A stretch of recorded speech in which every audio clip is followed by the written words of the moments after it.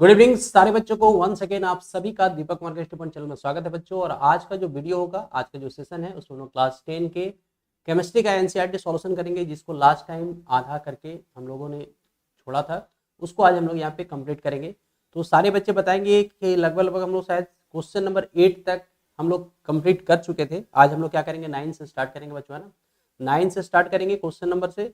तो जो भी बच्चे उस वीडियो को अगर नहीं देखे हैं ना, एनसीईआरटी सॉल्यूशंस का पार्ट 1 को, उसको जरूर देख लेंगे, क्योंकि बहुत सारे क्वेश्चन आपके एनसीईआरटी से पूछे जाते हैं, ठीक है, आपके बोर्ड एग्जाम में।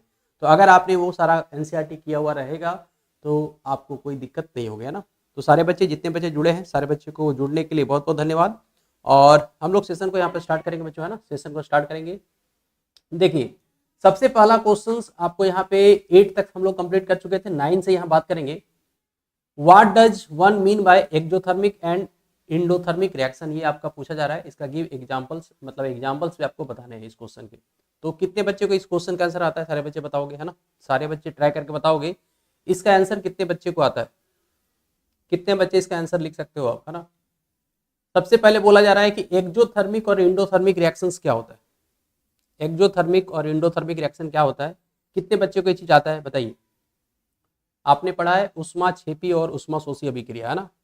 ऊष्माक्षेपी और ऊष्माशोषी अभिक्रिया किसे कहते हैं, इस चीज को आपने अगर पढ़ा है तो यहाँ पे आप इसका आंसर दे सकते हो। बताओ सारे बच्चे जल्दी से बताओ, तो क्या इसका आंसर हो सकता है, क्या इसका आंसर हो सकता है ना।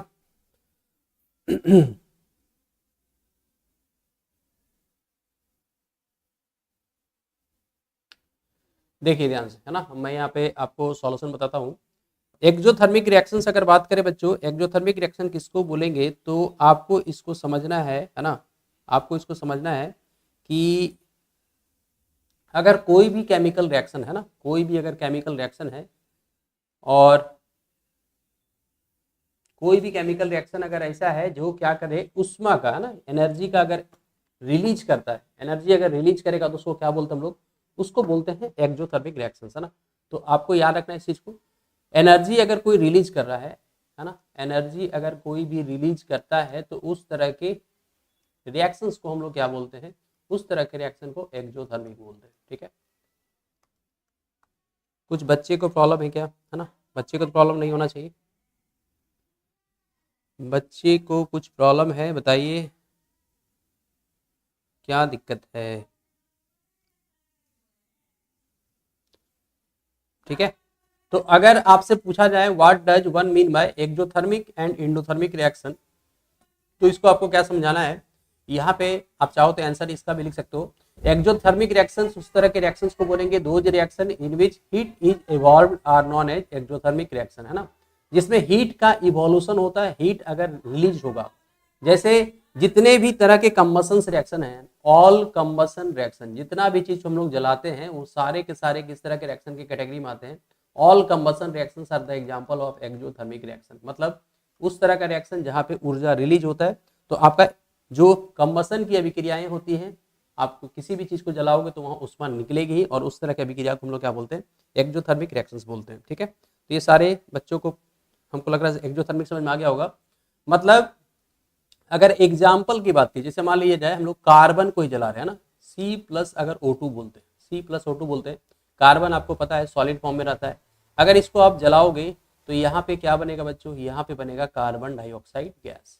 साथ ही साथ यहाँ पे क्या बनेगा, साथ ही साथ यहाँ से हीट बनेगा, उष्मा बनेगा। और इस तरह के रिएक्शंस को हम लोग क्या बोलेंगे, इस तरह के रिएक्शन को बोलेंगे एक्सोथर्मिक रिएक्शन, है ना। एक्सोथर्मिक, इसको हिंदी में अगर बोले हम लोग तो इसको बोलते हैं ऊष्माक्षेपी अभिक्रिया, ठीक है। ऊष्माक्षेपी अभिक्रिया, तो हिंदी मीडियम के बच्चे के लिए भी, है ना, वो भी समझ ले। ऊष्माक्षेपी अभिक्रिया किसको बोलेंगे, तो जहां पे उष्मा का क्या हो, उष्मा का रिलीज हो, उष्मा निकलेगा, तो उस तरह के रिएक्शन को ऊष्माक्षेपी। इसका अलग कोई एग्जांपल और दे दे तो आपके जो एग्जाम में पूछा जाता है ना, जैसे ये वाला एग्जांपल, कैल्शियम ऑक्साइड, है ना। कैल्शियम ऑक्साइड जिसको हम लोग क्विक लाइम बोलते हैं, क्विक लाइम बोलते हैं। हिंदी में अगर बोले तो इसको कली चूना बोलते हैं ना, कली चूना, या फिर इसी को अनबुझा चूना भी बोलते हैं, है ना, अनबुझा चूना।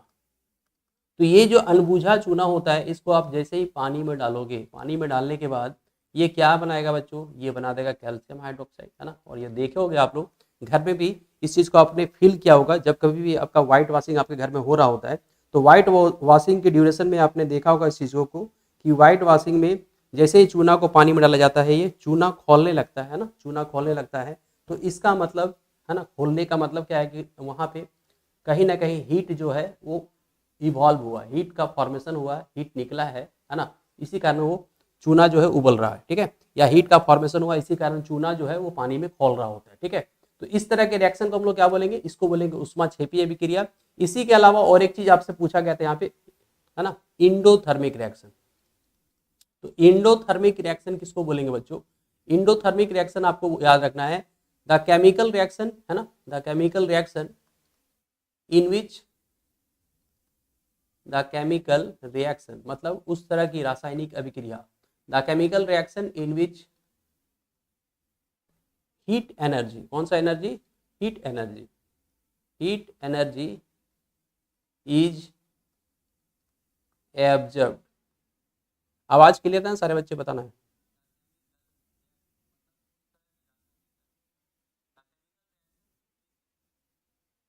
आवाज ठीक है, ठीक है। हीट एनर्जी इज एब्जॉर्ब्ड, है ना, heat energy is absorbed by the reactant. अगर रिएक्टेंट मॉलिक्यूल के द्वारा हीट एनर्जी का एब्जॉर्प्शन हो रहा है, अवशोषण हो रहा है ना, किसके द्वारा, अभिकारक के अणुओं द्वारा, है ना। हिंदी के बच्चों, हिंदी मीडियम के बच्चों अगर देख रहे हैं तो अभिकारक के अणुओं के द्वारा अगर कभी भी, है ना, अभिकारक के अणुओं के द्वारा या कोई भी रासायनिक अभिक्रिया जिसमें क्या हो रहा है, अगर अभिक्रिया हो रही है लेकिन किसके द्वारा हो रही है, उष्मा का अवशोषण के द्वारा, है ना, उष्मा का वो अवशोषण कर रहे हैं, उष्मा को ग्रहण कर रहे हैं और तब जाके अभिक्रिया करवा रहा है, तो उस तरह के केमिकल रिएक्शन को हम लोग क्या बोलते हैं, उस तरह के केमिकल रिएक्शन को बोलते हैं इंडोथर्मिक, और इसी को हम लोग हिंदी में बोलते हैं ऊष्माशोषी अभिक्रिया, ठीक है। तो इसका एग्जाम्पल क्या हो सकता है, ये भी आपके एग्जाम में पूछा जाता है बहुत बार। तो ऊष्माशोषी अभिक्रिया का एग्जाम्पल आप क्या दोगे, बताओ। तो ऊष्माशोषी अभिक्रिया का एग्जाम्पल आप इस तरह से दे सकते हो, जैसे कैल्शियम कार्बोनेट, आपको इसको पढ़ाए थे हम लोग ना, टाइप्स ऑफ डिकम्पोजिशन रिएक्शन में भी आपने पढ़ा होगा। The chemical reaction in which heat is absorbed by the system and A single substance split up into two और मोर सब्सटेंसेस, मतलब जब कभी भी एक एकल पदार्थ, है ना, उष्मा डालने पर टूटने के बाद एक से अधिक पदार्थ का निर्माण करता है, तो उस तरह के रिएक्शन, उस तरह की अभिक्रिया को विघटन या अपघटन अभिक्रिया कहते हैं। और चूंकि यहाँ पे उष्मा लग रहा है, हीट लग रहा है, इसीलिए उष्मा का अवशोषण हो रहा है, इसीलिए इसको क्या बोलते हैं लोग, इसको बोलते हैं ऊष्माशोषी अभिक्रिया, ठीक है, ऊष्माशोषी अभिक्रिया। ये बात कितने बच्चे को समझ में आ गया, ठीक है, ये बात कितने बच्चे को समझ में आया बताइए। इसको समझने में किसी बच्चे को दिक्कत है तो बताना है, इसको समझने में किसी बच्चे को दिक्कत लेना है, सारे बच्चों को समझ में आ गया, चलिए आगे बढ़ते हैं लोग। तो यही चीज आपसे यहाँ क्वेश्चन एनसीईआरटी का पूछ रहा है कि एक्सोथर्मिक और इंडोथर्मिक रिएक्शन किसको बोलेंगे, है ना। तो यहाँ पे कुछ एग्जांपल भी आपको दिए हैं ना, जो मैंने समझाया था, और साथ साथ कुछ अलग से भी एग्जांपल है। कार्बन वाला एग्जांपल तो मैंने दिया था ना, कार्बन वाला एग्जांपल मैंने दिया था, कार्बन जब कभी भी ऑक्सीजन से जलेगा, कार्बन डाइऑक्साइड बनाएगा, हीट रिलीज करेगा, है ना। अमोनिया का फॉर्मेशन जो होता है, इस प्रोसेस को भी याद रखना, इसको हेबर प्रोसेस बोलते हैं ना, हेबर प्रोसेस आपसे पूछेगा। हेबर प्रोसेस किसको बनाने के लिए करते हैं हम लोग, तो याद रखना अमोनिया को बनाने के लिए, ठीक है। अमोनिया इसी मेथड के द्वारा बनता है, ठीक है। अमोनिया किस मेथड के द्वारा बनता है, याद रखना है सारे बच्चे, अमोनिया जो बनेगा वो हेबर प्रोसेस के द्वारा बनता है, और अमोनिया के बनने के दौरान भी उष्मा का उत्पादन होता है, एनर्जी यहाँ पे इवॉल्व होगा। तो इस तरह के रिएक्शन को भी हम लोग क्या बोलेंगे, एक्सोथर्मिक बोलेंगे, है ना। मतलब अमोनिया जो बनेगा उसमें भी आपका एनर्जी रिलीज होगा, ठीक है। तो अमोनिया का उत्पादन, प्रोडक्शन ऑफ अमोनिया इज, है ना, एकदम एग्जाम्पल ऑफ क्या बोलेंगे, एग्जाम्पल ऑफ एक्सोथर्मिक रिएक्शन। चलिए आगे बढ़ते हम लोग। इंडोथर्मिक रिएक्शन को समझाया गया था, ठीक है। इंडोथर्मिक रिएक्शन को यहाँ पे बताया गया, ध्यान से समझना इस चीज को। इंडोथर्मिक रिएक्शन किसको बोलेंगे, तो those reaction in which heat is absorbed are known as endothermic, इसको समझाया गया था ना। जैसे इसका एग्जांपल कार्बन और सल्फर, है ना। कार्बन और सल्फर जब आपस में कंबाइन किया, क्या बनाया, ये कार्बन डाइसल्फाइड बनाता है, ठीक है। और साथ साथ यहाँ पे हीट यहाँ पे लगेगा तभी जाके रिएक्शन होगा। यहाँ पे माइनस में दिया, देखिए ध्यान से, ये माइनस में टर्म दिया गया है, मतलब आप इधर जब डालोगे तो इधर हो जाएगा प्लस के फॉर्म में, है ना। रिएक्टेंट साइड हो जाएगा प्लस में, तो रिएक्टेंट साइड प्लस में होने का मतलब है कि वो क्या कर रहा है, हीट एनर्जी को एब्जर्व कर रहा है। तो इस तरह के केमिकल रिएक्शन को हम लोग क्या बोलेंगे, इस तरह के केमिकल रिएक्शन को बोलेंगे हम लोग कि ऊष्माशोषी यानी इंडोथर्मिक रिएक्शन, ठीक है। हेलो सर, हेलो बच्चों, hello hello hello hello hello, सुन रहे हैं ना, आवाज जा रही है आपकी। नाइट्रोजन और ऑक्सीजन गैस, है ना, नाइट्रोजन और ऑक्सीजन गैस जब आपस में कंबाइन करते हैं क्या बनाता है, नाइट्रिक ऑक्साइड बनाएगा। यहाँ पे भी साइन देखिए माइनस में दिया है, माइनस में प्रोडक्ट में देने का मतलब है कि आपका जब कभी भी इधर अगर माइनस में है, ठीक है, इधर कोई चीज अगर माइनस में है तो ये जब इधर जाएगा रिएक्टेंट साइड जाएगा तो किस में हो जाएगा, प्लस में हो जाएगा, ठीक है। जिस तरह से इक्वल टू वगैरह में मैथ में हम लोग करते हैं, माइनस वाला पार्ट इधर आया तो क्या होगा, प्लस हो जाएगा। तो इस तरह के रिएक्शन को क्या बोलेंगे हम लोग, इंडोथर्मिक। तो ये हमको आपको लगता है सारे बच्चों को क्लियर हो गया होगा ना, इंडोथर्मिक इंडोथर्मिक। नेक्स्ट क्वेश्चन अगर देखें आप, क्वेश्चन नंबर 10 है ना, क्वेश्चन नंबर 10 पे फोकस करें अगर हम लोग, तो यहाँ पे क्वेश्चन क्या बोल रहा है बच्चों, why is respiration considered an exothermic reaction explain, है ना। बोला जा रहा है कि जो रिस्पायरेशन की क्रिया है ना, रिस्पायरेशन कहने का मतलब आपको समझ में आता है, रिस्पायरेशन कहने का मतलब है कि जो हम लोग श्वसन की क्रिया करते हैं ना, कौन सी क्रिया के बारे में बोल रहा है, श्वसन की क्रिया। श्वसन की क्रिया किसको बोलते हैं, तो आपको पढ़ा होगा, आपने ये पढ़ा क्या, आप ये मतलब कर रहे हो ना, अभी भी कर रहे हो, पढ़ रहे हो तभी कर रहे हो, है ना, देख रहे हो वीडियो को तभी कर रहे हो। श्वसन की क्रिया मतलब क्या बोलते हैं हम लोग, कि ऑक्सीजन हमारे, है ना, ऑक्सीजन हमारे बॉडी में जब जाता है तो जाने के बाद वो क्या करता है, ग्लूकोज, फ्रुक्टोज, कार्बोहाइड्रेट, उसको साथ रिएक्शन करके वो टूटता है और एनर्जी बनाता है। तो इसीलिए बोला जाता है रिस्पायरेशन किस तरह का विक्रिया होता है बच्चों, रिस्पायरेशन एक एक्सोथर्मिक रिएक्शन होता है। इसको एक्सप्लेन कीजिए, कैसे एक्सप्लेन कीजिएगा, तो वही चीज मैंने बताया कि रिस्पायरेशन में हमारे बॉडी में क्या जाता है, ऑक्सीजन जाता है, और ये ऑक्सीजन कंबाइन करता है किसके साथ, तो आपको यहाँ पे देखिए रिएक्शन यहाँ पे दिख रहा होगा आपको, रिएक्शन यहाँ पे दिख रहा होगा, ये ग्लूकोज है, ग्लूकोज हम लोग जो ऑक्सीजन लेते हैं सांस के द्वारा, ये क्या करता है, इसके साथ कंबाइन करने के बाद कार्बन डाइऑक्साइड बनाता है, वाटर बनाता है, और साथ ही साथ एनर्जी का फॉर्मेशन करता है ना। तो उस तरह का केमिकल रिएक्शन जहाँ पे एनर्जी का इवोल्यूशन होता है, अभी भी पढ़े हम लोग कि वो क्या है, एक्सोथर्मिक। तो रिस्पायरेशन किस तरह की प्रक्रिया है, श्वसन की जो प्रक्रिया होती है, श्वसन की जो प्रक्रिया होगी, याद रखना है, श्वसन की प्रक्रिया एक किस तरह का रिएक्शन होगा बच्चों, श्वसन की जो प्रक्रिया होगी वो उष्माक्षेपी अभिक्रिया होगा, है ना, एक्सोथर्मिक रिएक्शन होगा, क्योंकि यहाँ पे एनर्जी का, ऊर्जा का फॉर्मेशन हो रहा है, ऊर्जा का निर्माण हो रहा है। तो कभी भी कोई भी ऐसी रासायनिक अभिक्रिया जिसमें याद रखना है ना, जिसमें आपको याद रखना है कि अगर उत्पाद बनने के साथ, प्रोडक्ट बनने के साथ अगर आपका उष्मा का निर्माण होता है, उष्मा अगर रिलीज होता है ना, उष्मा अगर वो निकालता है, तो उस तरह की रासायनिक अभिक्रियाओं को हम लोग क्या बोलते हैं, उष्माक्षेपीय अभिक्रिया। इन इंग्लिश अगर बोले तो एक्सोथर्मिक रिएक्शन बोलते हैं, ठीक है। तो सारे बच्चे को समझ में आ रहा होगा, है ना। तो रिस्पायरेशन किस तरह की क्रिया है, आपको याद हो गया, रिस्पायरेशन एक एक्सोथर्मिक रिएक्शन है। क्यों, क्योंकि यहाँ पे वही काम करता है, रिस्पायरेशन के द्वारा, है ना, ग्लूकोज हमारे ऑक्सीजन के साथ कंबाइन करता है, और सेल में, है ना, in the cell of our body to form क्या करेगा, carbon dioxide and water, carbon dioxide वहां से फिर निकलेगा, है ना, और ये एनर्जी का प्रोडक्शन करता है। तो इस तरह से सारी अभिक्रियाएं आपको दिख रही होगी। चलिए आगे अगर हम लोग बात करें, क्वेश्चन नंबर 11 पे बात करेंगे, तो why are decomposition reaction, why are decomposition reaction called the opposite of combination reaction, है ना, write equation for this reaction, है ना। अब डिकम्पोजिशन रिएक्शन को बोला जा रहा है कि कॉम्बिनेशन रिएक्शन का ऑपोजिट क्यों होता है, विपरीत क्यों होता है, ठीक है। मतलब जो विघटन अभिक्रियाएं जो होती है, ये विघटन अभिक्रियाएं संयोजन अभिक्रिया के ऑपोजिट क्यों होती, उल्टा क्यों होती है, या विपरीत क्यों होती है। तो इसके लिए कैसे हम लोग समझेंगे, तो आपने पढ़ रखा है, डेफिनेशन से ही क्लियर हो जाएगा, ये परिभाषा से ही क्लियर हो जाएगा। परिभाषा में आपने पढ़ रखा होगा, है ना, कि कॉम्बिनेशन रिएक्शन में क्या होता है, दो सब्सटेंस आपस में कंबाइन करेंगे, एक सिंगल सब्सटेंस का फॉर्मेशन करेगा, है ना। इसको हम लोग यहाँ पे देखते हैं, ठीक है, दो कंपोनेंट कंबाइन करेगा, ठीक है, और सिंगल सब्सटेंस का अगर फॉर्मेशन कर दिया, जैसे अगर हमने बोला कि N2 ही ले लें हम लोग, ठीक है, N2 है और ये हाइड्रोजन के साथ मिला, ठीक है, और मिलने के बाद ये क्या फॉर्मेशन किया, ये अमोनिया का फॉर्मेशन कर दिया, ठीक है, N2 प्लस H2 ये क्या बना दिया, NH3 बना दिया। अगर यही अमोनिया अगर है और ये अगर हम लोग थोड़ा सा हीट डाल दें तो ये टूट जाता है बच्चों, है ना, N2 प्लस 3H2, बैलेंस कर दीजिए आप यहाँ पे, ठीक है, तो ये टूटता है। तो ऊपर वाला रिएक्शंस को हम लोग कौन सा रिएक्शन के नाम से जानते हैं, आपने पढ़ा होगा, इस रिएक्शन को हम लोग क्या बोलते हैं, इस रिएक्शन का हमने नाम बोला था, नाम आपने पढ़ा होगा। यहाँ पे दो सब्सटेंस कंबाइन कर रहे हैं, सिंगल सब्सटेंस बन रहा है, दो कंबाइन कर रहा है, एक बन रहा है ना। तो दो से जब भी एक बनेगा तो उसको क्या बोलते हैं हम लोग, उसको हम लोग बोलते हैं कौन सा रिएक्शन, कॉम्बिनेशन रिएक्शन, है ना। When two substance combine together and form a single substance, such reactions are called, है ना, such reactions are called combination reaction. आपने ये पढ़ रखा होगा, आपको ये भी बताया गया होगा, है ना, ये भी बताया गया है कि जब कभी भी एक सिंगल सब्सटेंस है, अगर अगर वो टूट करके दो या दो से अधिक प्रोडक्ट का फॉर्मेशन कर रहा है तो उसको हम लोग क्या बोलते हैं, उसको बोलते हैं डिकम्पोजिशन रिएक्शन, है ना। दोनों ये दोनों रिएक्शन को आप ऑब्जर्व कीजिएगा, तो आपको यहाँ क्लियर हो रहा है ना। यहाँ पे क्या हो रहा है बच्चों, 1 से बन रहा है 2, ऊपर में क्या हो रहा है 2 से बन रहा है 1, है ना, 2 से 1 और 1 से 2, तो यानी एक दूसरे का क्या है, ये रिवर्स रिएक्शन है ना। इसीलिए इसको बोलते हैं हम लोग कि जो डिकम्पोजिशन रिएक्शन होता है,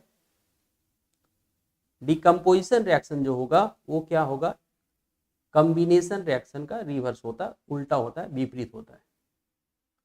कॉम्बिनेशन रिएक्शन का क्या होगा, ऑपोजिट होगा। इस चीज को आपको याद रखना है, इस चीज को आप यहाँ पे एग्जाम्पल के थ्रू देख भी पा रहे हो, समझ भी पा रहे हो, ठीक है। अगर किसी भी बच्चे को फिर भी समझने में दिक्कत है तो आप कमेंट बॉक्स में जरूर बताएं, ठीक है। चलिए आगे बढ़ते हम लोग।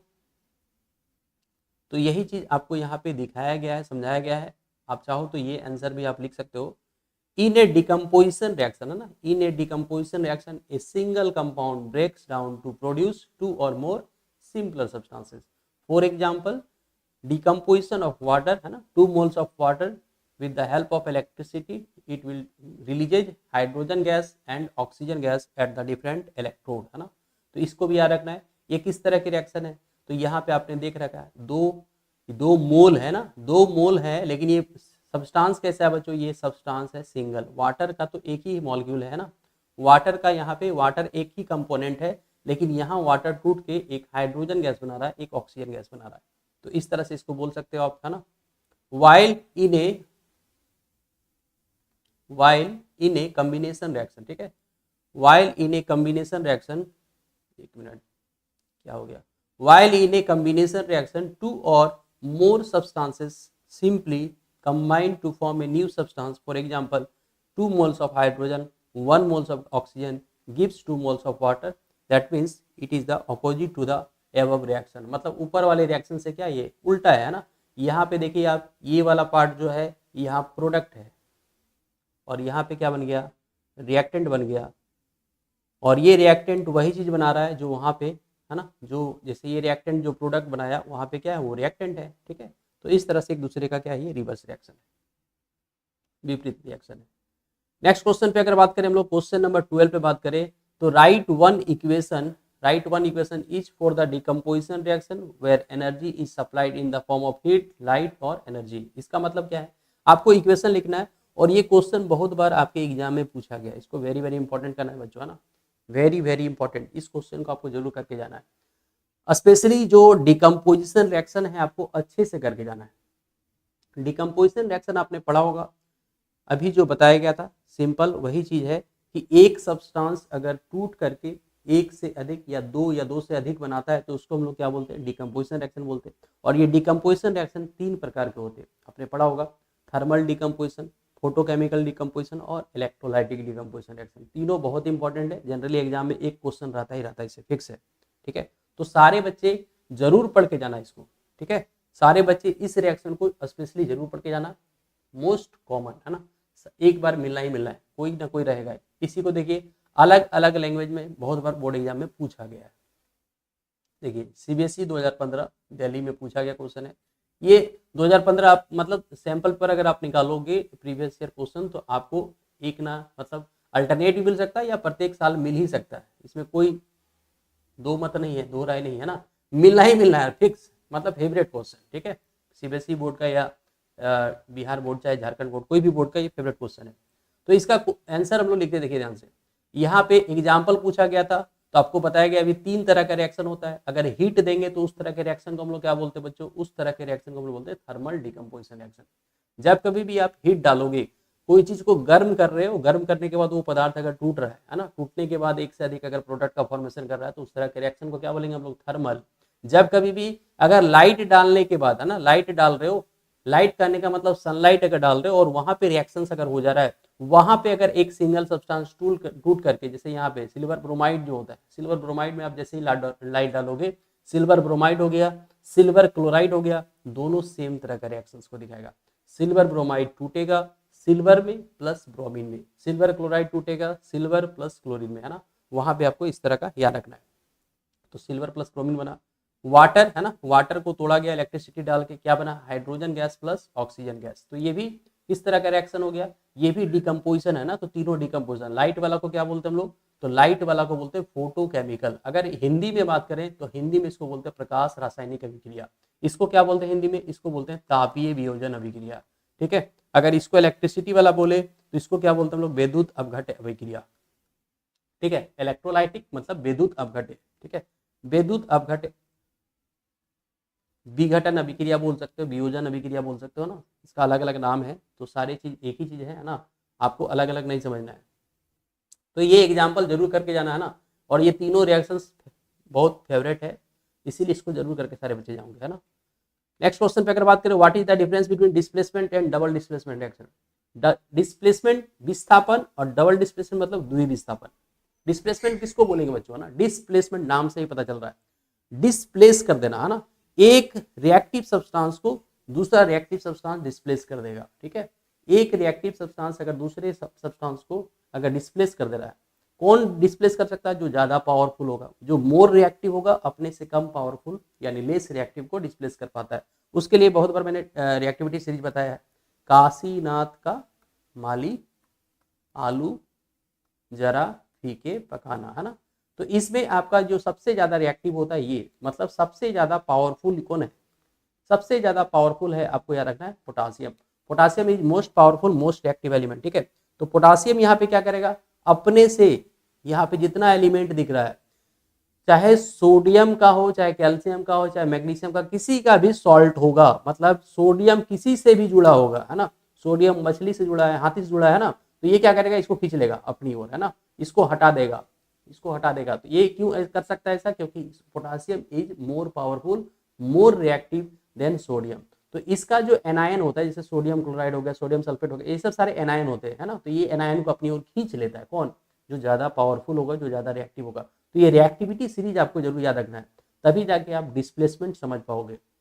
डिस्प्लेसमेंट रिएक्शन तभी आपको समझ में आएगा। ठीक है, तो सारे बच्चे ये वाला ट्रिक याद कर लेना, काशीनाथ का माली आलू जरा फीके पकाना। इसके बाद भी है हाइड्रोजन है, कॉपर है ना, कॉपर है, सिल्वर है, गोल्ड है, प्लेटिनम है। सबसे ज्यादा लिस्ट रिएक्टिव जो होगा, सबसे ज्यादा जो सबसे कम अभिक्रियाशील होगा, सबसे कम अभिक्रियाशील कौन है, प्लेटिनम, है ना। तो प्लेटिनम सबसे कम अभिक्रियाशील, मतलब प्लेटिनम का अगर कोई भी सॉल्ट है तो उसको कोई भी हटा सकता है। मतलब अगर प्लेटिनम किसी के साथ भी जुड़ा है, प्लेटिनम सल्फेट के साथ जुड़ा है, नाइट्रेट के साथ जुड़ा है ना, किसी के साथ जुड़ा है, तो उसको कोई भी इसमें से खींच लेगा अपनी ओर और इसको अकेला छोड़ देगा। ठीक है, अकेला छोड़ देगा। तो इस तरह की अभिक्रियाओं को हम लोग क्या बोलते हैं, इस तरह की केमिकल रिएक्शंस को क्या बोलते हैं, हम लोग बोलते हैं डिस्प्लेसमेंट रिएक्शन। तो वही चीज पूछ रहा है ना, इस तरह के रिएक्शंस को क्या बोलेंगे लोग, डिस्प्लेसमेंट। पीछे नहीं दिखाई दे रहा है तो हम यहाँ पे हटेंगे तो आपको सारी चीजें दिखाई देगी। ठीक है, तो डिस्प्लेसमेंट रिएक्शन में आपको याद रखना है, मोर रिएक्टिव एलिमेंट क्या करेगा, अपने से लेसर रिएक्टिव एलिमेंट को डिस्प्लेस करेगा।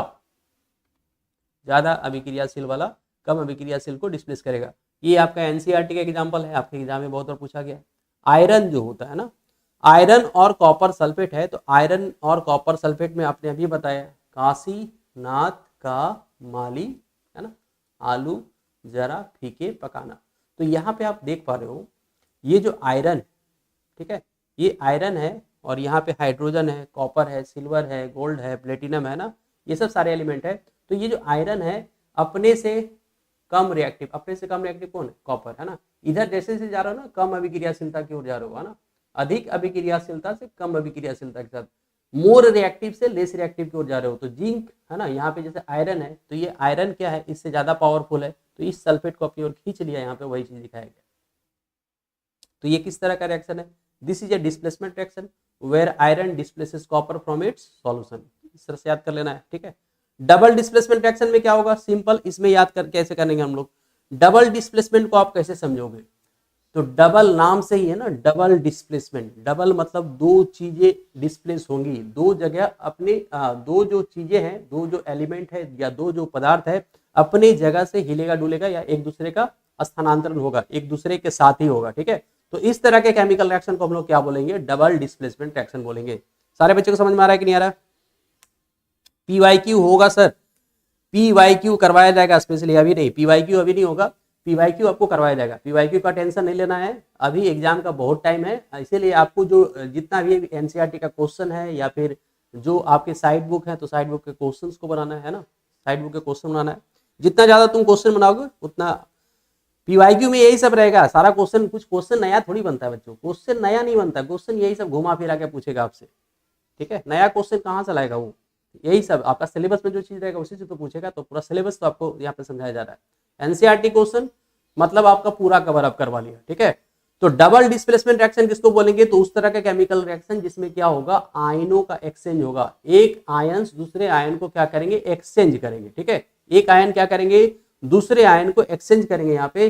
तो सिल्वर नाइट्रेट जो है, सिल्वर नाइट्रेट और NaCl का रिएक्शन देख रहे हो यहाँ पे, तो सिल्वर नाइट्रेट और NaCl में यहाँ पे देख पा रहे हो तुम, यहाँ पे Ag है ना, यहाँ पे Ag जो है और ये NaCl का जो Cl है ना, आपस में एक्सचेंज करेगा। इसका जो नेगेटिव चार्ज है वो नेगेटिव चार्ज चल जाएगा सोडियम के पास और ये Cl चल जाएगा Ag के पास। तो इस तरह से केमिकल रिएक्शन क्या हो जाएगा, AgCl प्लस NaNO3 है ना।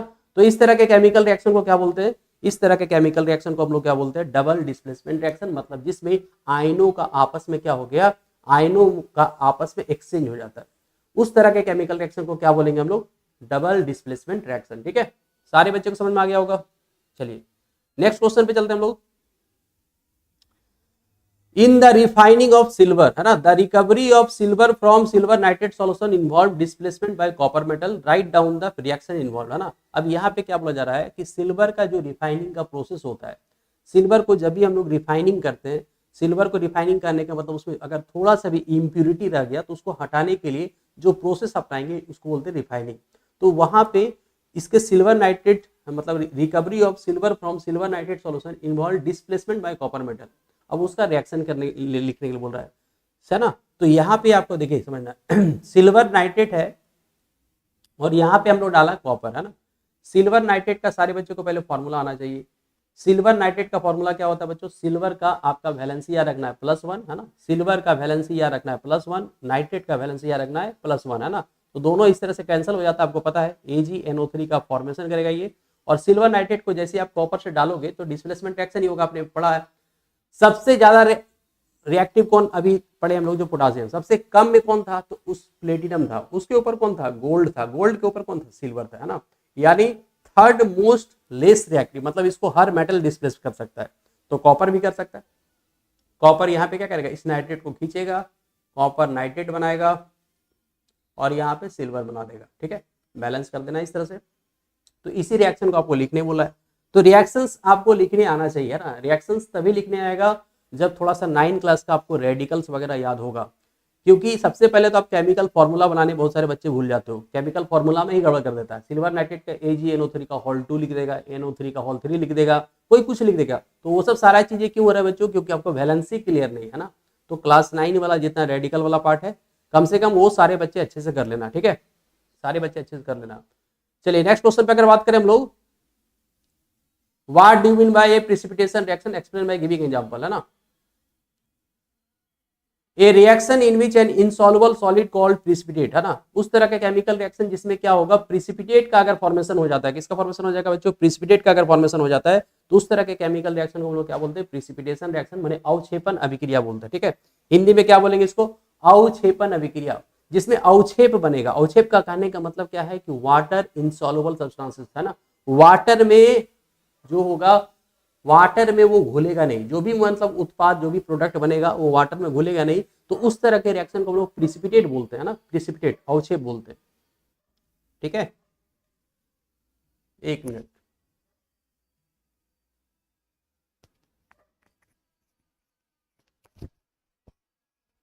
एक मिनट।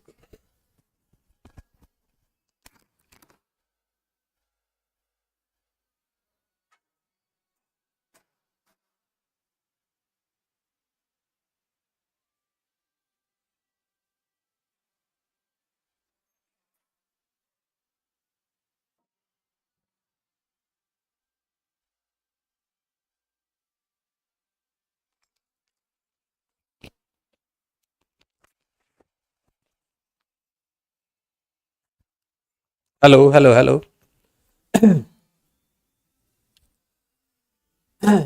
तो हम लोग कहाँ पे थे बच्चों, हम लोग प्रेसिपिटेशन रिएक्शन में बात कर रहे थे। तो ऐसा रिएक्शन जिसमें क्या हो, इनसॉल्युबल सॉलिड का सब्सटेंस का फॉर्मेशन होता है, तो उसको क्या बोलते हैं, प्रेसिपिटेट बोलते हैं हम लोग।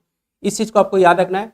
और अवक्षेपण अभिक्रिया इसी को बोलते हैं ना, जिसमें आपका वाटर इनसॉल्युबल सब्सटेंस बनेगा, है ना, वाटर इनसॉल्युबल सब्सटेंस बनेगा, मतलब वो पानी में जाके घुलेगा नहीं। जैसे जैसे आपको एग्जांपल अभी थोड़ा देर पहले बना रहे थे हम लोग, AgNO3 का जो है NaCl का जो रिएक्शन होता, ये आपका क्या बना रहा था बच्चों, ये AgCl का प्रिसिपिटेट ही तो बना रहा था, ये तो PPT ही बना रहा था। इस तरह के रिएक्शन को हम लोग क्या बोलते हैं, प्रिसिपिटेशन रिएक्शन, है ना। ये पानी में डालेंगे तो ये घुलेगा नहीं, साथ ही इधर क्या बन रहा था, सोडियम नाइट्रेट बन रहा था।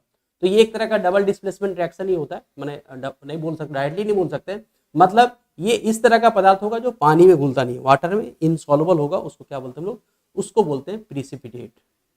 ठीक है, यहाँ पे जैसे दूसरा एग्जांपल दिया है, when a solution of iron 3 chloride and ammonium hydroxide are mixed a brown precipitate of iron 3 hydroxide is form. ठीक है, फेरिक क्लोराइड का रिएक्शन है, अमोनियम हाइड्रोक्साइड से रिएक्शन हो रहा है, क्या बन रहा है, FeOH का होल 3 बन रहा है सॉलिड सब्सटेंस में, और यहाँ अमोनियम क्लोराइड बन रहा है। तो इस रिएक्शन को हम लोग क्या बोलेंगे, इस रिएक्शन को बोलेंगे हम लोग कौन सा, प्रिसिपिटेशन रिएक्शन। देखिए, और इस चीज को आपको याद रखना है, प्रिसिपिटेट को दिखाना है आपको डाउन हेडेड एरो से। ठीक है, कौन से एरो से दिखाना है, डाउन हेडेड एरो से दिखाना है, इस चीज को आपको याद रखना है। ठीक है, सारे बच्चे को समझ में आया। प्रिसिपिटेशन रिएक्शन किसको बोलेंगे, सारे बच्चों को समझ में आया कि नहीं आया, कि अगर कोई भी ऐसा केमिकल रिएक्शन जिसमें क्या हो, जो बनने वाला प्रोडक्ट अगर ऐसा बन जाए जो पानी में डालने पे भूलेगा नहीं, तो उसको क्या बोलते हैं, उसको अवक्षेप बोलते हैं, उसको प्रिसिपिटेट बोलते हैं। और कभी भी अगर ऐसा पदार्थ का फॉर्मेशन हो जाता है जो पानी में नहीं घुलता है, तो उसको क्या बोलते हैं हम लोग, उस तरह के केमिकल रिएक्शन को बोलते हैं प्रिसिपिटेशन रिएक्शन। ठीक है, प्रिसिपिटेशन रिएक्शन बोलते हैं, इस चीज को आपको याद रखना है। नेक्स्ट क्वेश्चन पे चलते हैं हम लोग। Explain the following in terms of gain or loss of oxygen with 2 example each, है ना। अब यहाँ पे बोला गया है कि आपको ऑक्सीडेशन और रिडक्शन को बताना है ना, किस टर्म में बताना है, gain or loss of oxygen के टर्म में, और एग्जाम्पल भी आपको देखना है ना। तो ऑक्सीडेशन किसको बोलते हैं, आपको याद रखना है, ऑक्सीडेशन उस तरह का केमिकल रिएक्शन को बोलेंगे जिसमें क्या हो, एडिशन ऑफ ऑक्सीजन हो, या रिमूवल ऑफ हाइड्रोजन हो, या फिर लॉस ऑफ इलेक्ट्रॉन हो, या फिर ऑक्सीडेशन नंबर इंक्रीज हो, है ना। इतने सारे तरीके से आप डिफाइन कर सकते हो किसको, ऑक्सीडेशन को। अगर कोई केमिकल रिएक्शन ऐसा हो रहा है जिसमें ऑक्सीजन का अगर एडिशन हो रहा है तो उसको क्या बोलेंगे, ऑक्सीडेशन बोलेंगे। उसी तरह से अगर ऑक्सीजन का रिमूवल हो, ठीक है, और हाइड्रोजन का एडिशन हो जाए, इलेक्ट्रॉन का अगर कोई गेन करता है, तो उसको भी हम लोग क्या बोलते हैं, रिडक्शन। साथ ही साथ अगर ऑक्सीडेशन नंबर डिक्रीज करेगा, ऑक्सीकरण अवस्था घटेगा। 4 तरह से आप डिफाइन कर सकते हो। ठीक है, तो इसमें दोनों को डिफाइन करना है बच्चों, है ना, दोनों को डिफाइन करना है। तो डिफाइन यहाँ पे किया गया, the addition of oxygen to a substance is called oxidation. ठीक है, इसके बाद यहाँ पे एग्जांपल दिया गया है, जैसे सल्फर को ऑक्सीजन के साथ मिक्स किया गया है, सल्फर डाइऑक्साइड बना, addition of oxygen to sulphur. दूसरा है मैग्नीशियम को ऑक्सीजन में जलाया गया, क्या बन गया, मैग्नीशियम ऑक्साइड बन गया, addition of oxygen to magnesium. ठीक है, तो ये दोनों एग्जांपल किस चीज का हो गया, ये एग्जांपल हो गया ऑक्सीडेशन का, क्योंकि दोनों रिएक्शंस में आप देख पा रहे हो ऑक्सीजन जुड़ा है ना, सल्फर के साथ ऑक्सीजन जुड़ा, मैग्नीशियम के साथ ऑक्सीजन जुड़ा। तो इस तरह का केमिकल रिएक्शन जिसमें ऑक्सीजन जुड़ जाता है और ये जो पदार्थ होता है इसी को बोलते हैं हम लोग ऑक्सीडाइज हो गया।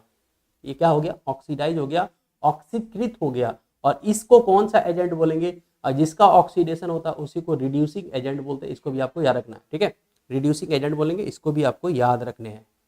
मैग्नीशियम का यहाँ पे ऑक्सीडेशन हो गया, तो मैग्नीशियम क्या बोलेंगे, मैग्नीशियम ऑक्सीडाइज हो गया, ऑक्सीकृत हो गया। और इसको कौन सा एजेंट बोलेंगे, इसको रिड्यूसिंग एजेंट। आपको याद रखना है, जिसका भी ऑक्सीडेशन होगा या जो भी ऑक्सीडाइज होगा उसको कौन सा एजेंट बोलते हैं बच्चों, उसको बोलते हैं रिड्यूसिंग एजेंट।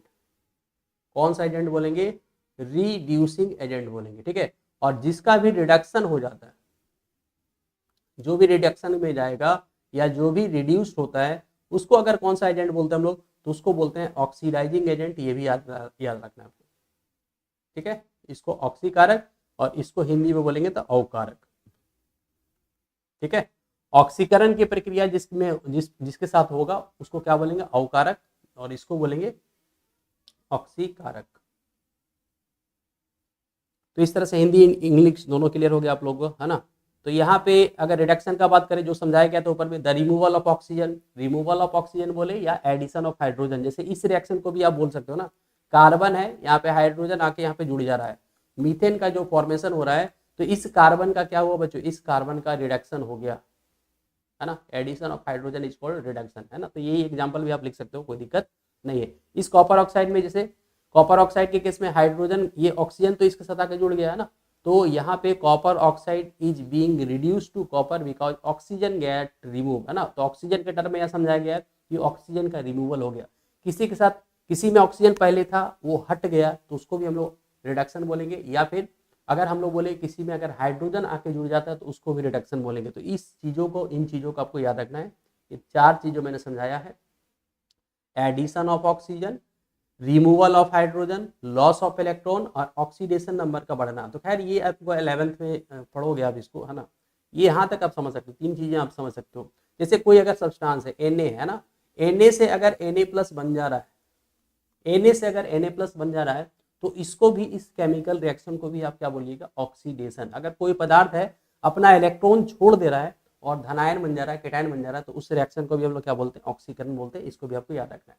उसी तरह से अगर कोई सब्सटेंस है वो क्या कर रहा है, इलेक्ट्रॉन को गेन कर ले रहा है और बन जा रहा है रीनायन या एनायन बन जा रहा है, तो इस रिएक्शंस को गेन अगर कोई पदार्थ करता है ना, गेन करता है इलेक्ट्रॉन का, तो उसको भी हम लोग क्या बोलते हैं, उसको बोलते हैं रिडक्शन। ठीक है, रिडक्शन बोलते हैं, अवकरण बोलते हैं। ठीक है, इलेक्ट्रॉन का छोड़ना ऑक्सीकरण, इलेक्ट्रॉन का ग्रहण करना अवकरण। ठीक है, आपको समझ में आ गया होगा। चलिए आगे बात करते हैं हम लोग, है ना। यहाँ पे जैसे इस रिएक्शन में देख लीजिए, इस रिएक्शन को भी समझिए। यहाँ पे क्या हो रहा है, यहाँ जिंक के साथ ये ऑक्सीजन जुड़ा हुआ था ना, ऑक्सीजन किसके साथ जुड़ा हुआ था, जिंक के साथ जुड़ा हुआ था। अब ये जिंक का साथ छोड़ दिया और ये ऑक्सीजन किसका साथ पकड़ लिया, कार्बन का, है ना। तो यहाँ पे जिंक से ऑक्सीजन छोड़ा, यानी जिंक ऑक्साइड से ऑक्सीजन का रिमूवल हो गया, ऑक्सीजन हट गया, तो इसको में बोलेंगे हम लोग ये जिंक ऑक्साइड का क्या हो गया, रिडक्शन। लेकिन कार्बन का क्या हो गया, कार्बन का हो गया ऑक्सीडेशन। कार्बन के साथ ऑक्सीजन जुड़ गया तो कार्बन का हो गया ऑक्सीडेशन, है ना। ये पूरा का पूरा रिएक्शन को ही हम लोग क्या बोलते हैं, रेडॉक्स रिएक्शन बोलते हैं। ठीक है, सारे बच्चे को समझ में आ रहा होगा। ठीक है, चलिए आगे बढ़ते हैं। नेक्स्ट क्वेश्चन, ये क्वेश्चन बहुत ज्यादा इंपॉर्टेंट है बच्चों, है ना, बहुत ज्यादा इंपॉर्टेंट है। सारे बच्चे जरूर इस क्वेश्चन को अच्छे ढंग से कर लेना। ए शाइनी ब्राउन कलर्ड एलिमेंट, है ना, नाम बोला ए शाइनी ब्राउन कलर एलिमेंट, है ना, एक्स है। शाइनी कहने का मतलब चमचमाता हुआ, किस कलर का, ब्राउन कलर का, भूरे रंग का कोई पदार्थ है, कोई तत्व है एक्स, जिसको जैसे ही हम लोग गर्म किए, ऑन हीटिंग इन एयर, जैसे ही हवा में गर्म किए, ये बिकम्स ब्लैक इन कलर, मतलब काला हो जाता है। पहले कैसा कलर का था, ब्राउन कलर का, जैसे ही हम लोग उसको हवा में गर्म किए वो कैसा कलर का हो गया बच्चों, वो ब्लैक कलर का हो गया। तो उस एलिमेंट का नाम क्या है, name the element x and black coloured compound form क्या होता है, इसके बारे में पूछ रहा है। तो एलिमेंट जो आपको याद रखना है, एक्स जो होता है बच्चों, वो बेसिकली शाइनी ब्राउन कलर का कौन है यहाँ पे, तो कॉपर होता है। और कॉपर क्या होता है, जैसे उसको हवा में हम लोग छोड़ते हैं तो वो क्या करता है, ऑक्सीजन के साथ जुड़ने के बाद कॉपर ऑक्साइड का फॉर्मेशन करता है और इसका कलर आपको याद रखना है, ब्लैक होता है ना, काला कलर का होता है। ठीक है, element x is copper, the black colour compound is copper oxide. तो इस तरह से केमिकल रिएक्शन यहाँ पे लिख दिया गया। इस रिएक्शन को भी आप याद करके अगर एग्जाम में लिख देते हो तो बहुत अच्छी बात है। ठीक है, पीछे दिखाई नहीं दे रहा है, ठीक, पीछे दिखाई दे रहा है, नहीं दिखाई दे रहा तो हम हट जाएंगे, कोई दिक्कत नहीं है, बताना है। चलिए नेक्स्ट क्वेश्चन पे चलते हम लोग। Why do we apply paint on iron articles, बताइए किसी भी आयरन के बने हुए चीजों को हम लोग पेंट क्यों करते हैं, उस पर पेंट क्यों लगाते हैं। ठीक है, पेंट लगाने के पीछे क्या कारण हो सकता है, बताइए कितने बच्चे को पता है। हम लोग जो है ना, आयरन का दरवाजा है, आयरन का खिड़की है, उसको हमेशा पेंट करते रहते हैं, पॉलिश करते रहते हैं, है ना। समय समय पे उस पर हम लोग क्या करते हैं, ऑयलिंग भी डालते हैं, तेल भी डालते हैं। तो ये सब जो प्रोसेस होता है, ये सब जो प्रक्रियाएं होती है, आखिर क्यों करते हैं, इसके पीछे क्या कहानी है, तो वही चीज क्वेश्चन बना के दे दिया है ना। ये सारी चीजें तो हम लोग करते हैं ना, ये चीज तो जानते हैं, लेकिन क्यों करते हैं, ये भी चीज आप जानते होंगे अपने, है ना, घर में भी ये सब सारी चीज होते रहता है।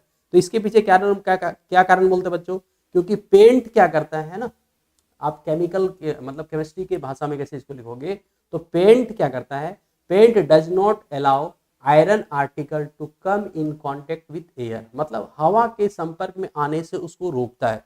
तो हवा के साथ क्यों ऐसे रोक देता है भाई, तो हवा क्या होता है, हवा, वाटर, है ना, ये चीज आपको याद रखना है। हवा और पानी, हवा और पानी जो होता है वो लोहे का दुश्मन होता है, उसको वो जंग लगने, मतलब जंग में कन्वर्ट कर देगा, उसमें रस्टिंग का प्रोसेस शुरू हो जाएगा। रस्टिंग या कोरोजन जो हम लोग बोलते हैं, कोरोजन जो टर्म बोलते हैं वो सारे मेटल्स के लिए बोलते हैं, और रस्टिंग का जो प्रोसेस है, जंग जो लगने वाला प्रोसेस है, उसको हम लोग केवल आयरन के साथ जोड़ेंगे, आपको हमेशा याद रखना है। जंग किसका लगेगा, हमेशा आयरन का। संचारण जो होगा वो किसके होगा, सभी धातुओं का।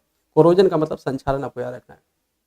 तो पेंट क्या करता है, तो जैसे ही मान लीजिए ये हम लोग का आयरन का कोई पदार्थ है, इसके ऊपर जैसे ही हम लोग पेंट लगा देंगे, है ना, इसके ऊपर जैसे पेंट कौन सा कलर का ले ले, चलिए ग्रीन कलर का, इसके ऊपर जैसे ही हम लोग पेंट लगा देंगे बच्चों, तो अब क्या होगा, जो हवा यहाँ पे बह रही है, ये हवाएं क्या होगी, इसके साथ डायरेक्ट कांटेक्ट पे नहीं आ पाएगा, इसका रिएक्शन डायरेक्ट नहीं हो पाएगा, जिसके कारण ये आयरन का पार्टिकल बच जाएगा। किससे? ऑक्सीडाइज होने से। अभी पढ़े थे हम लोग, है ना, हम लोग पढ़े थे कि अगर मान लीजिए आयरन का ऑक्सीजन से जुड़ना हो गया तो इसका ऑक्सीडेशन हो जाएगा, हो सकता है ये FeO बना ले, फिर फर्दर Fe2O3 में कन्वर्ट हो जाए। तो यही तो आपका रस्ट का फॉर्मूला होता है। इसमें जैसे ही हम लोग थोड़ा सा वाटर का मॉलिक्यूल डाल दे या कुछ वाटर का मॉलिक्यूल को अवशोषित कर लेगा, तो यही आपका रस्ट का फॉर्मूला होता है। आपको याद भी रखना है, Fe2O3.XH2O, ये आपका किसका फॉर्मूला है? जंग का। ठीक है, जो जंग लगता है उसका ये फॉर्मूला होता है। हाइड्रेटेड फेरिक ऑक्साइड इसको पढ़ते हैं ना, जल योजित, हाइड्रेटेड का मतलब जल योजित, जल जुड़ गया, है ना, जल योजित फेरिक ऑक्साइड। ठीक है, तो पेंट क्यों करेंगे, ऑयल क्यों करेंगे? ताकि वो आयरन का पार्टिकल या आयरन का जो भी आपका सामान है, जो भी पदार्थ है, उसके ऊपर कांटेक्ट में नहीं आए। कौन कांटेक्ट में नहीं आए? एयर वाटर कांटेक्ट में नहीं आए, क्योंकि ये दोनों उसके लिए जहर है ना, जहर है। इसी जहर से बचाने के लिए हम लोग क्या करते हैं, ऊपर से पेंट लगा, पेंट लगाएंगे, वाटर जैसे आएगा, वाटर क्या करेगा, स्लाइड अप हो जाएगा, गिर जाएगा, है ना, उस पर चिपकेगा नहीं। चलिए आगे बात करते हैं हम लोग, नेक्स्ट क्वेश्चन पे बात करेंगे। लास्ट क्वेश्चन है ये, oil and fat containing food items are flushed with nitrogen why, है ना। ऑयल और फेट का जो सामान होता है, उसके अंदर जो भी फूड उसके रिलेटेड हम लोग लेते हैं, उसको नाइट्रोजन के साथ फ्लश्ड क्यों किया जाता है, या उसमें नाइट्रोजन क्यों भरते हैं हम लोग? सिंपल सा चीज़ है। आप जितना अभी मार्केट में देख रहे हो, दुकान में जब भी जा रहे हो, तो बहुत तरह के आपके आइटम दिखाई दे रहे हैं ना। पहले कुरकुरे वगैरह ये सब तो चल रहा था, अब बहुत सारा चीज़ आ गया है ना, ATM, पापा की परी और क्या क्या पता नहीं क्या क्या, बहुत सारा चीज़ आ गया। तो ये सब जो चीज़ें आया है, वो सब देखते हो बहुत फुला हुआ रहता है ना, और जब फाड़ के देखो तो बहुत कम रहता है। तो इसके पीछे क्या कारण है, आखिर उसमें वो गैस क्यों भरा रहता है ना, उसमें वो हवा क्यों भरते, वो नाइट्रोजन क्यों भरते? तो उसके पीछे रीजन क्या है? तो ऑयल या फैट का जो सामान है, वो अगर जैसे ही एयर के कांटेक्ट में आएगा, एयर में तो नाइट्रोजन 70% 78% है, लेकिन फिर भी ऑक्सीजन ज़्यादा अभिक्रियाशील होता है, आपको ये पता है।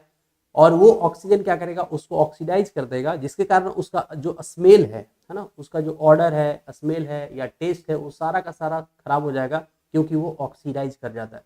तो उस ऑक्सीडेशन की प्रोसेस से बचाने के लिए हम लोग क्या करते हैं, उसके अंदर नाइट्रोजन को फिल कर देते हैं। ठीक है, इसको फिल करते हैं बच्चों, नाइट्रोजन को फिल करते हैं। नाइट्रोजन क्या करता है, उस ऑक्सीजन को आने नहीं देता उसके पास, है ना, उसके कांटेक्ट में नहीं आने देता है, जिससे जो प्रोसेस है रेंसिडिटी का, वो रुक जाता है ना। तो यही चीज आपको आंसर में वहां पे लिखना है।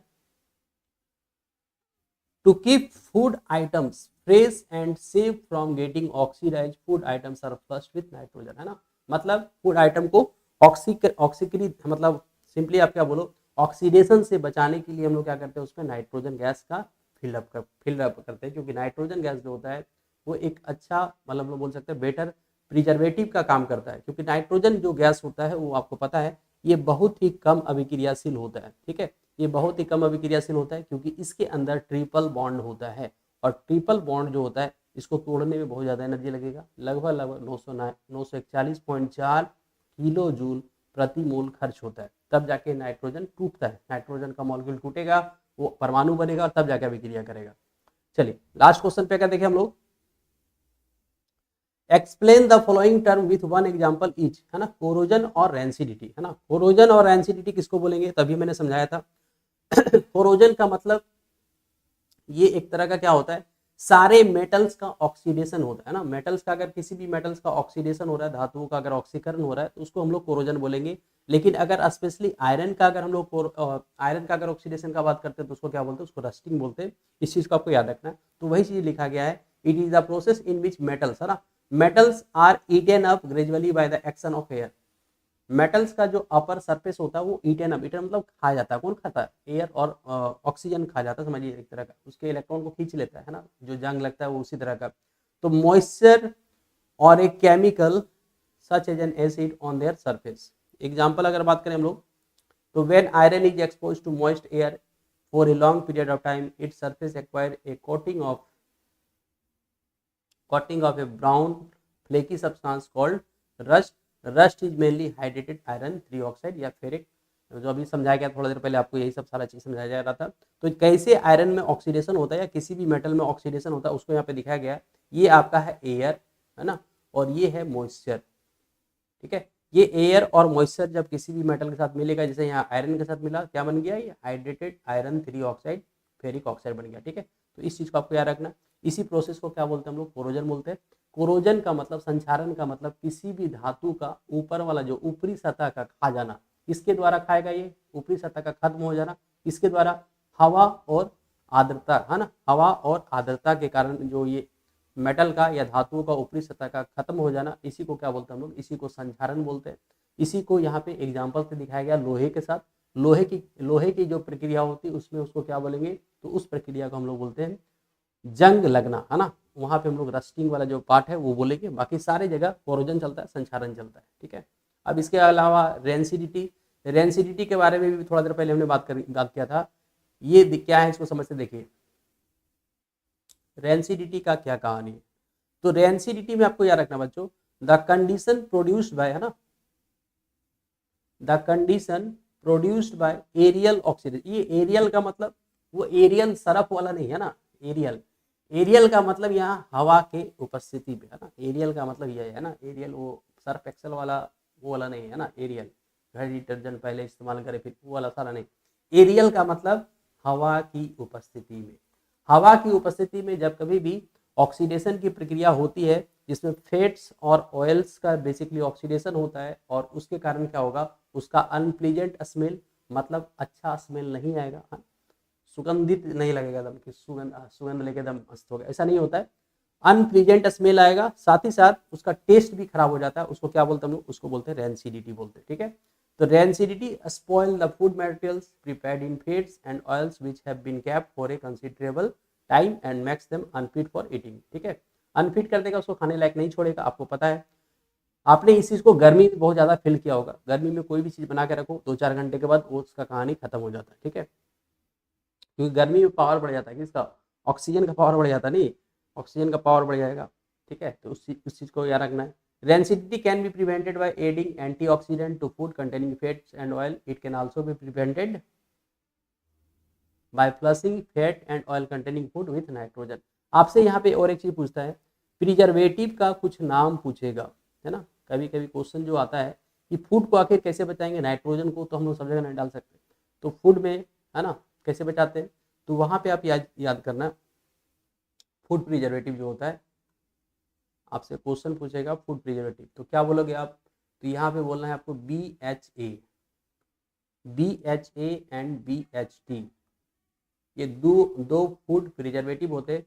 इसका पूरा नाम अगर बोले हम लोग तो ब्यूटाइलेटेड हाइड्रोक्सी, खैर उतना पूछेगा नहीं आपको, ब्यूटाइलेटेड हाइड्रोक्सी टॉल्विन और ब्यूटाइलेटेड, सॉरी ये आपका BHT का हो गया, और एक होगा ब्यूटाइलेटेड हाइड्रोक्सी एनीसोल,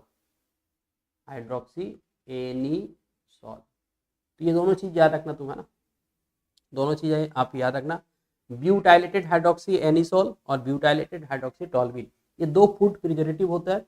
और यहाँ पे हम लोग जो सारा पार्ट हमको लगता है NCERT का सारा क्वेश्चन का पार्ट यहाँ पे खत्म हो गया, ठीक है, यहाँ पे और कोई पार्ट बचा नहीं है। तो इस तरह से बच्चों आपका NCERT का जितना क्वेश्चन यहाँ पे बताया गया, सारा का सारा क्वेश्चन आपको अच्छे ढंग से कर लेना है। भले एक दिन में आपसे नहीं हो तो आप छोटे छोटे टुकड़ों में बांट लीजिए, एक दिन में 4 क्वेश्चन 5 क्वेश्चन कीजिए, लेकिन कीजिए, है ना, उसको छोड़िए मत।